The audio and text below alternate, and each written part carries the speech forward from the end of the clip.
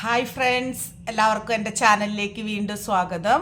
ഇന്ന് നമുക്ക് പെട്ടെന്ന് തന്നെ ഒരു ചെമ്മീൻ ബിരിയാണി റെഡിയാക്കി എടുക്കാം. പോകാം വീഡിയോയിലേക്ക്.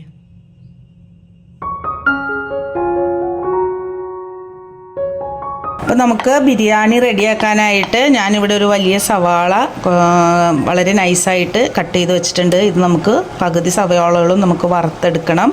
അതുപോലെ ക്യാരറ്റ് വളരെ ചെറിയ പീസായിട്ട് കട്ട് ചെയ്ത് വെച്ചിട്ടുണ്ട്. ഇഞ്ചി വെളുത്തുള്ളി ഗ്രേറ്റ് ചെയ്ത് വെച്ചിട്ടുണ്ട്. പിന്നെ നമ്മുടെ മസാലകൾ എല്ലാം ഇവിടെ കുറച്ച് നമ്മൾ എടുത്തു വെച്ചിട്ടുണ്ട്. അതുപോലെ തന്നെ നമ്മൾ റെഡിയാക്കുന്ന പ്രോൺസിലേക്ക് ഒരു അല്പം മഞ്ഞൾപ്പൊടിയും ഉപ്പും ചേർത്ത് ഞാനിവിടെ അത് വേവിക്കാൻ വെച്ചിട്ടുണ്ട്.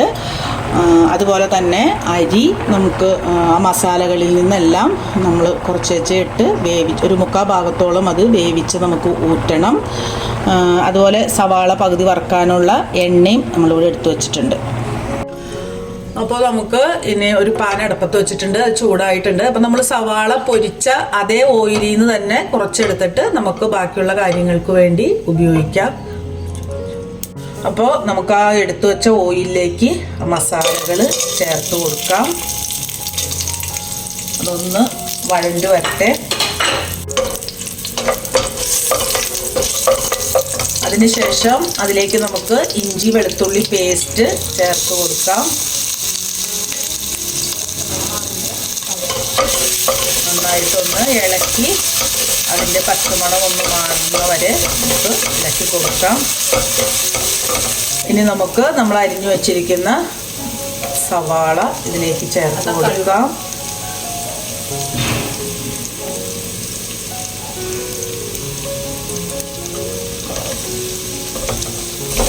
തക്കാളിയും ഒരുമിച്ച് നമുക്ക് ഇതിലേക്ക് ഇട്ട് കൊടുത്ത് നന്നായിട്ടൊന്ന് വഴറ്റിയെടുക്കാം. ഇപ്പോൾ നമ്മൾ നേരത്തെ ചേർത്ത് കൊടുത്ത സവാളയും തക്കാളിയും എല്ലാം നന്നായിട്ട് വഴണ്ടു വന്നിട്ടുണ്ട്. ഇനി നമുക്കിതിലേക്ക് ഒരു അരമുറിയോളം നാരങ്ങ നീര് ചേർത്ത് കൊടുക്കാം.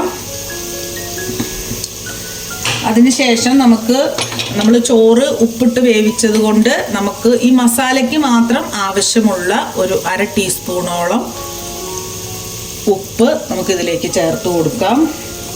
അതുപോലെ തന്നെ 1/4 ടീസ്പൂണോളം മഞ്ഞൾപ്പൊടി, ഒരു 1/2 ടീസ്പൂണോളം മുളക് പൊടി ചേർത്ത് കൊടുത്ത് നന്നായിട്ട് നമുക്കിതൊന്ന് മിക്സാക്കി എടുക്കാം. ഇതിലേക്ക് ഒരു 1/2 ടീസ്പൂൺ കുരുമുളക് പൊടി കൂടി നമുക്ക് ചേർത്ത് കൊടുക്കാം. അതിനുശേഷം നന്നായിട്ടൊന്ന് മിക്സാക്കി കൊടുക്കണം.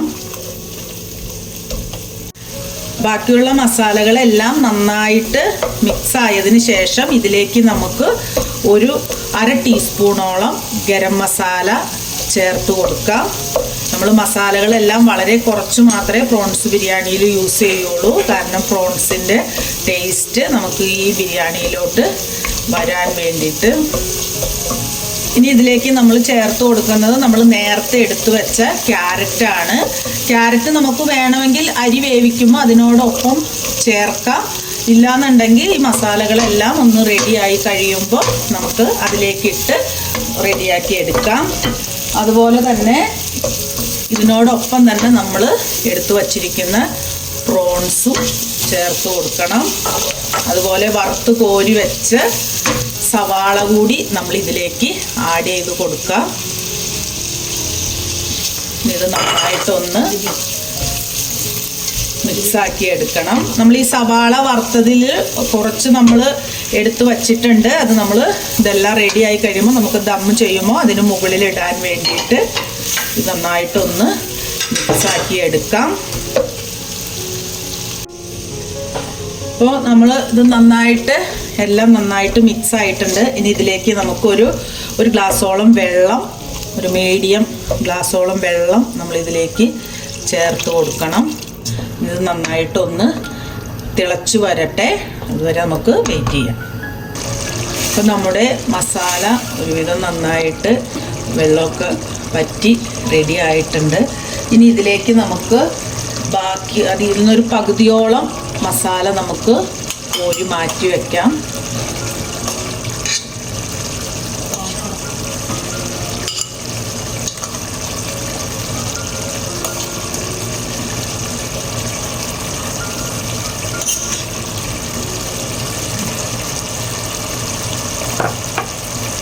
ഇനി ഇതിലേക്ക് നമുക്ക് റൈസ് ചേർത്ത് കൊടുക്കാം.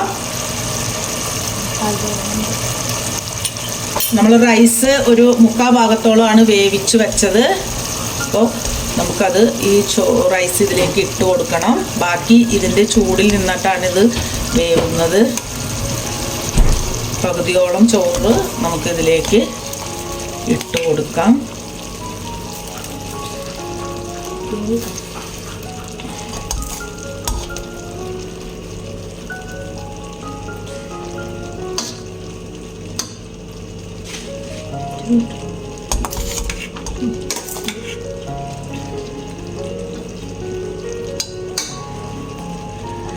ഇനി നമുക്ക് നമ്മൾ എടുത്തു വച്ചിരിക്കുന്ന പകുതി എടുത്തു വെച്ച മസാല നമുക്ക് ഇതിലേക്ക് ചേർത്ത് കൊടുക്കാം.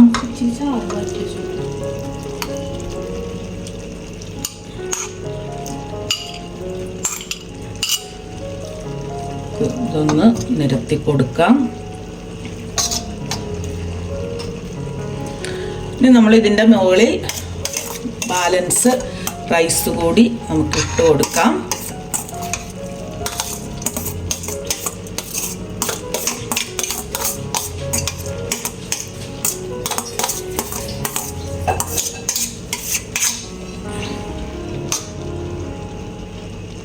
നന്നായിട്ടൊന്ന് മിക്സാക്കി എടുക്കാം. ഇനി നമ്മൾ വറുത്ത് വച്ചിരിക്കുന്ന സവാളയും അണ്ടിപ്പരിപ്പ് മുന്തിരി എല്ലാം നമുക്ക് ഇതിൻ്റെ മീതെ ഇട്ട് കൊടുക്കാം.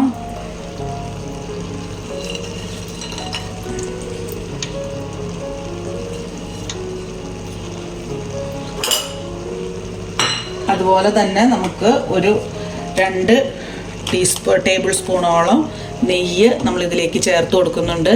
നമുക്ക് നെയ്യ് അല്പം ലൂസാക്കി എടുക്കാം. ഇതിപ്പോൾ അല്പം കട്ടിയുള്ള നെയ്യാണ് നമ്മൾ ഇതിലേക്ക് ഇട്ട് കൊടുക്കുന്നത്. ഒരു 2 ടേബിൾ സ്പൂണോളം ഞാൻ ചേർത്ത് കൊടുക്കുന്നുണ്ട്. നമുക്കിതൊന്ന് ഒരു 15 മിനിറ്റ് വളരെ കുറഞ്ഞ തീയിൽ നമുക്ക് മൂടി. ഇനി ഇതിന് ശേഷം നമ്മൾ സവാള പൊരിച്ച എണ്ണയിൽ നിന്ന് ഇതിലേക്ക് ഒരു 2 ടേബിൾ സ്പൂണോളം എണ്ണ കൂടി ചേർത്ത് കൊടുത്ത് നമുക്കിതൊരു 15 മിനിറ്റോളം വളരെ കുറഞ്ഞ തീയിൽ ഇത് ബാക്കി നമുക്ക് റെഡിയാക്കി എടുക്കാം. അപ്പോൾ നമുക്കിത് മൂടി വയ്ക്കാം.